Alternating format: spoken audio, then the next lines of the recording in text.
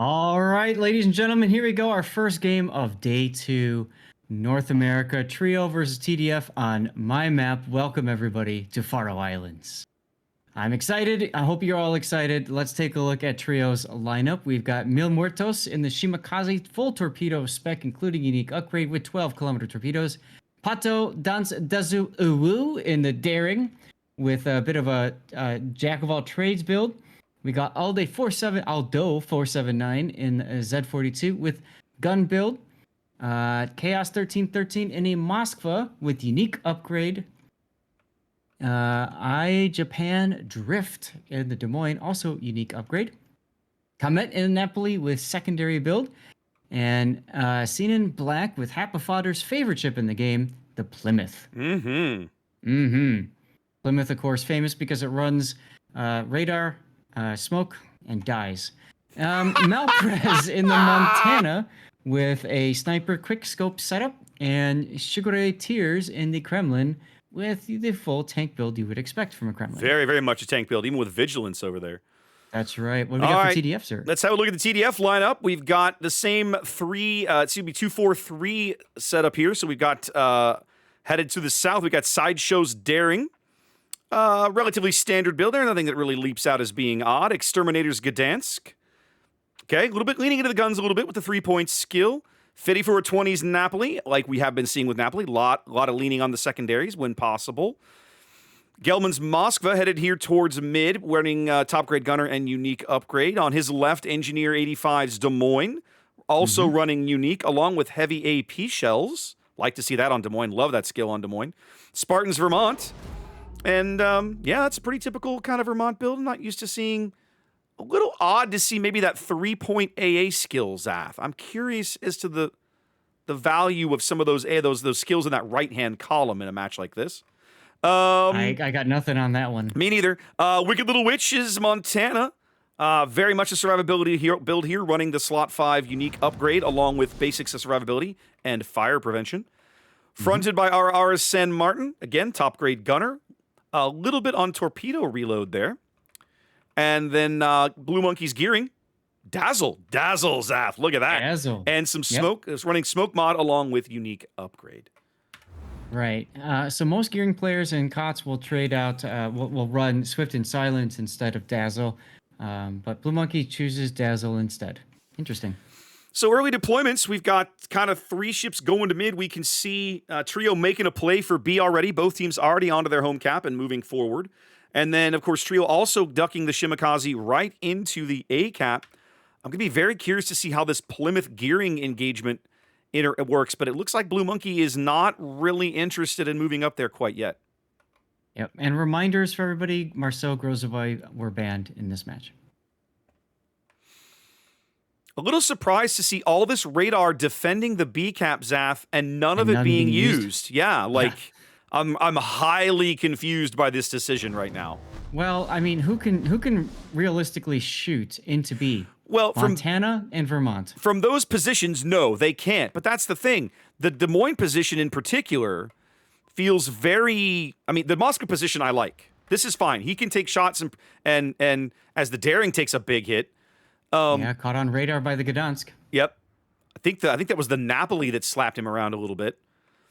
So the Moscow position here, Gelman's position, I like. I am baffled by Engineer's position when he could move up around this corner a little bit and had shots into the cap and prevented Aldo's cap. But here we are, early on, quick cap advantage going to Trio as TDF now stepping onto A, trying to say no, thank you. Yeah, when we were covering this map today on EU, we typically just saw one radar cruiser each side, one Soviet radar cruiser, and that was it. So Moskva, Stalingrad, whatever. Rarely did we see a Des Moines post up in these positions in the mid until they needed to flex away from the A islands. Des Moines radar going up here at A, coming up empty, but now Sinan's Plymouth radar going out, getting good eyes on Blue Monkey's gearing as the Des Moines shells start to come in. Sinan himself basically saying, nope, bow turrets only. He's going to hang back towards and stay behind his island. All kinds of shells coming in from Monkey, already at half HP. Yep. Now, that position Sinan's in is very powerful. We saw a Salem sit there the entire duration of the match. Oh, yeah. and he made the enemy work for it. Eventually died, using up all of his heals.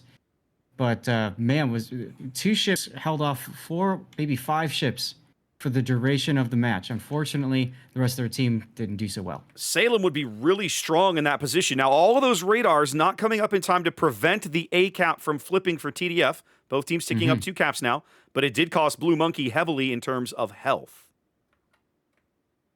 Yes, it did. Meanwhile, on the other flank, we see a Gdansk smoke snail. Now, that smoke won't last incredibly long, but it does something for a little bit, I suppose.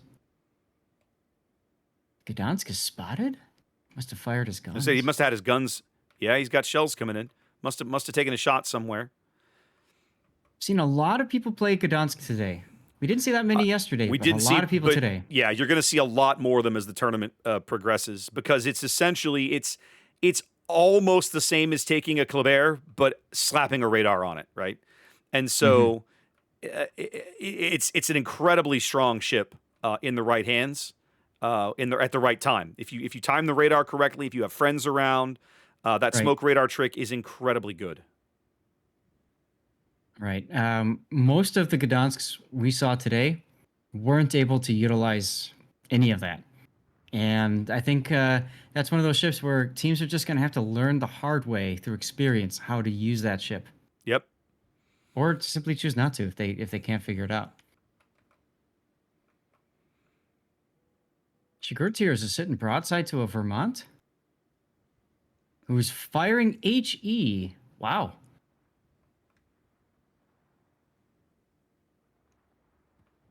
Looks like he's down here looking for shots on the Napoli. Yes. There goes the salvo.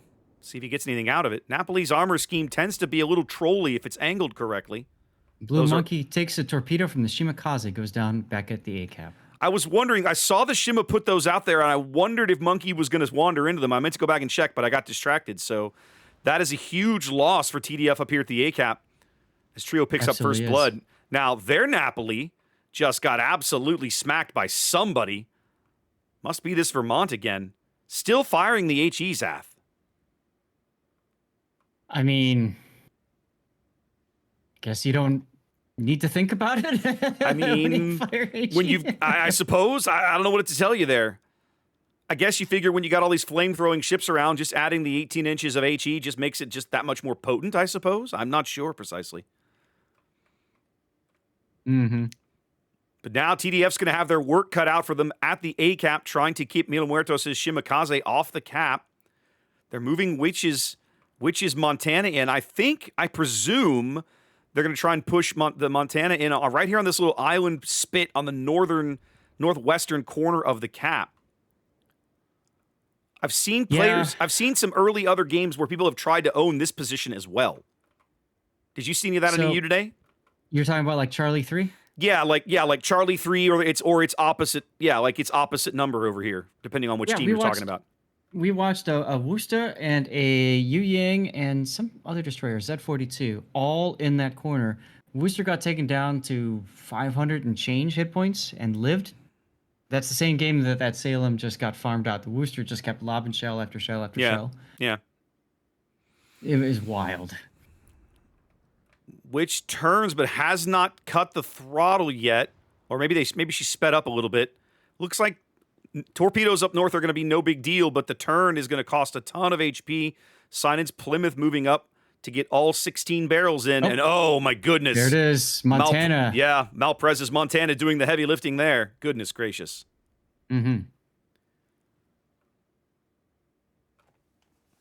Down 2 ships, but still even on caps as we're getting close to the halfway mark of the game. Feels like if TDF is going to make inroads, it's going to have to come down south where they've got a lot of low health ships to shoot at, but have yet to bag any big kills. Yeah, Sigurtiers, though, is probably going to be the next kill. Well, they're bringing the Daring over. The Daring looks like he's going to try. I'm getting we're going to get 30 seconds of Daring smoke here. I got money. Yep, there it is. There it is. Now Sugar just has to not shoot his guns. Right. He's got to take a brief respite here and try to just hang on to get to his next heal, which is 65 seconds away. He's got a ways to go. He does pop a DCP to put that fire out. He's not going to be able to complete this full turn. without being spotted.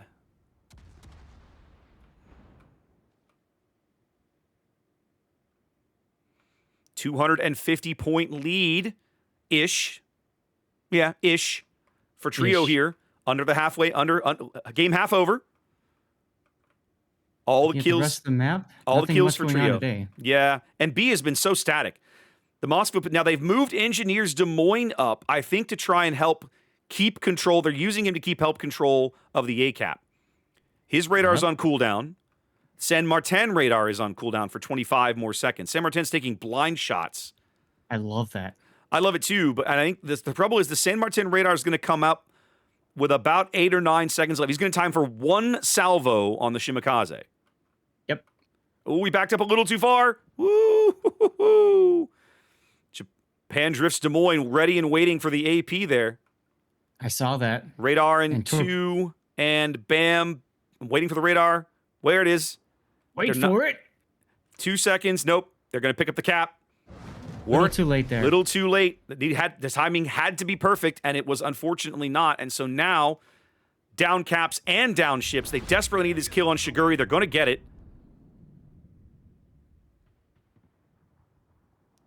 Oh, he got to a heal.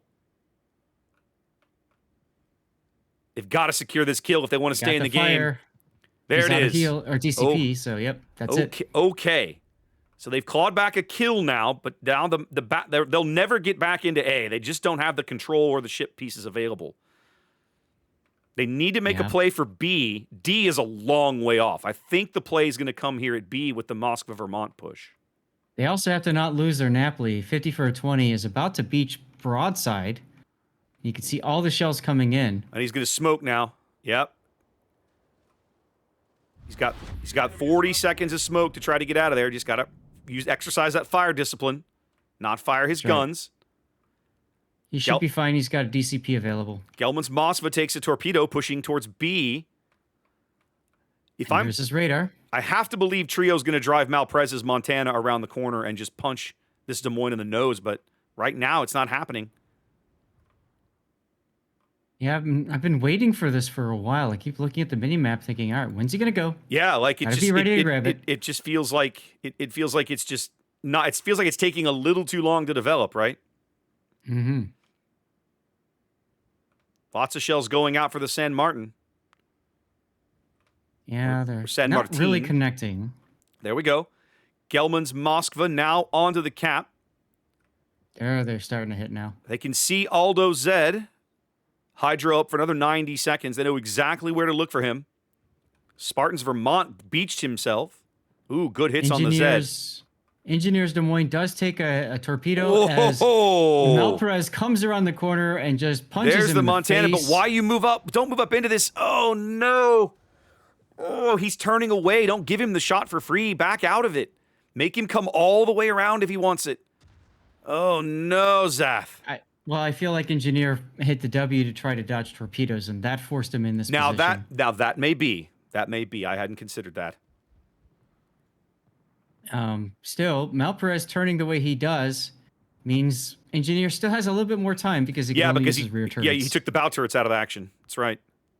So I'm very curious about that decision. And now he's gonna beach in order to try to get his front. Nope, he's not gonna do that. Ooh, they're getting close-ish to kills on some of these destroyers. The Napoli down on the flank. They desperately need these kills if they want to stay in the game. The daring is dark, but the Napoli is not. Yep, they did lose the Gdansk down south. They can't afford to lose that ship. They can't afford to lose any ships right now. That's how close Trio is to a win. 30 points away. There we go. They needed that kill. They're holding down B. They're going to step on D in a minute. Spartan just got slapped. By who? Did Malprez? Oh, Malprez was looking for him. And he can't look. He's over here looking for the Zed. Goodness, what a mess. Yeah, I know. Engineer's just like, I'm okay. It's all fine. We're all fine here now. How are you? How are you? Now, Engineer has his hydro available, but it's not up as torpedoes start coming in. Well, it's about to be up when he sees the torps. Ooh, 54-20 takes a Spartan torpedo. is dead. They're gonna get the Vermont right here. They're not even gonna get the trade. Wow. There it is. Vermont is not built 5 to charge. seconds. Yeah, I'll say Vermont is not built to charge destroyers like that. Goodness gracious. What a game. I feel like TDF had a couple of paths back in. I also feel like Trio had a couple of moments where they probably could have just closed out the deal up north and were maybe a little too tentative, but they still played well enough for a win. Yep. Well, there's our first game for the day. Indeed. Going to Trio. Indeed. All right. Well, we need to find our next game then, don't we?